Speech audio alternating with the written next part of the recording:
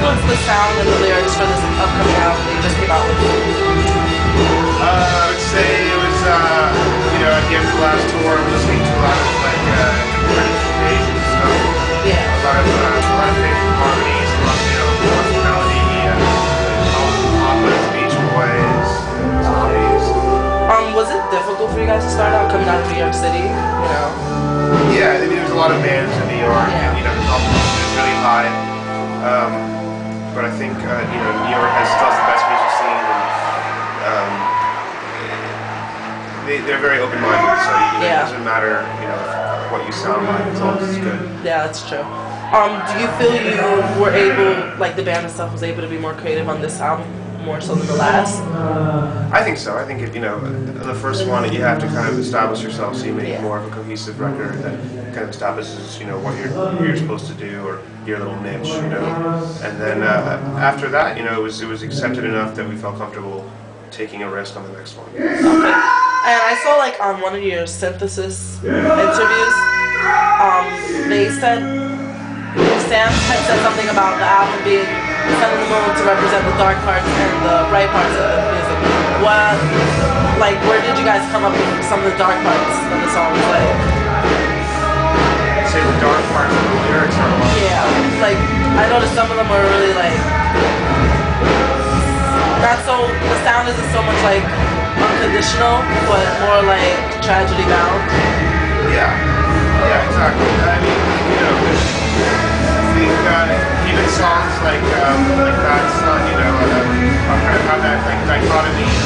Sun of the Moon, the lyrics are dark, but the music very happy and chipper. I think that's, this is not the end, something like that. There's a lot of songs that they have it's hopeful melodies, but darker. So what is your take on the industry nowadays?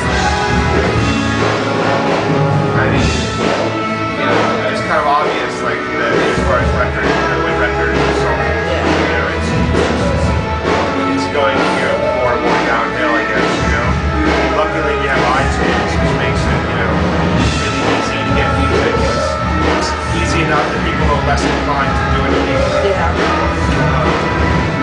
But, it's not the same as you go to album shops. I mean, it's unfortunate. What advice would you give the next band that wants to come out? Next band? I mean, when we started, I guess MySpace was just getting started. And we were lucky enough to discover it before almost every band. We were 40 bands on it when we discovered it. So I'd say it helped us a lot. So I'd say take advantage of the internet. Okay. I think people have the ability to try out sound very easily.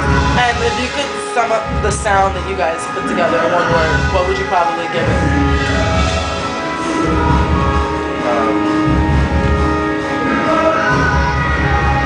Variety. Okay. I was around, well, not around, but I was listening to You probably weren't around. I was listening to the music An Honest Mistake when it came out. Did you guys expect to get as big as it did? No, it was never really the intention, I guess. When we started playing, it was always cool to just play the small clubs in New York. And I think people just latched onto it. It was never the intention to make an album that was going to be on a major label. We didn't go after it. People kind of started being to us.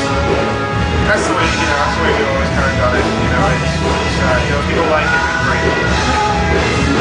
Do you feel your style as a band has changed at all? Yeah. Do you like more so where it is now than before? The first record we couldn't have made any acoustic songs or songs with strings on it, so I think there's no question that the sound has changed and it's more experimenting right now. And the video Believe, what influenced that? Because I noticed with An Honest Mistake and Time Will Let Me Go, you kind of always hire someone to do something really cool Dominoes Effect or Cards. What influenced Believe?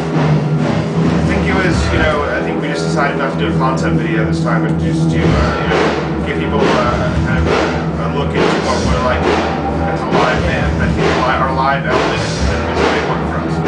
So it was just really try to capture that, the excitement and the energy of a live, which you can't do with a concept video. Yeah. So how's this tour going for you? Right? We've been on tour over a year now. The audience has been good. You know, we've literally taken maybe a month, 3 weeks off maybe in the past year, 3 months. So when you dropped this album, you were still on tour, and you just continued touring? Yeah, we went on tour 2 or 3 months prior to the record coming out.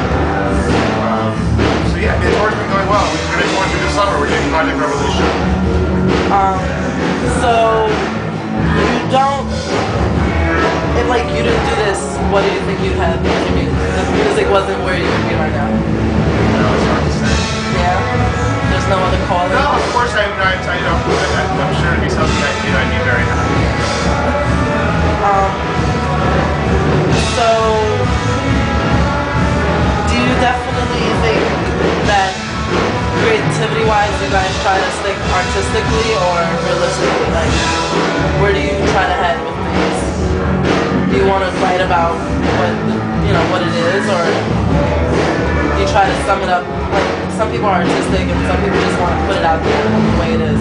Like, some people don't want to cancel it. Would you say your music's like that more so now?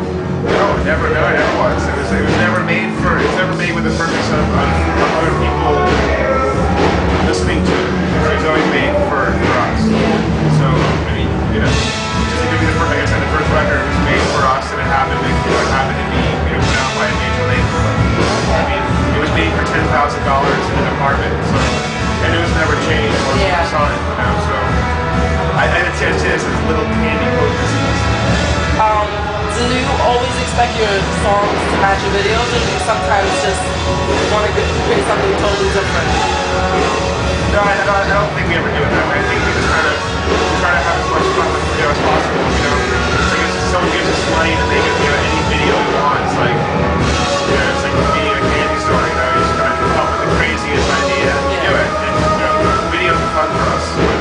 So I do have to ask, in Time Won't Let Me Go, when he's crawling through the house of cards, is the whole house made of cards? Sure.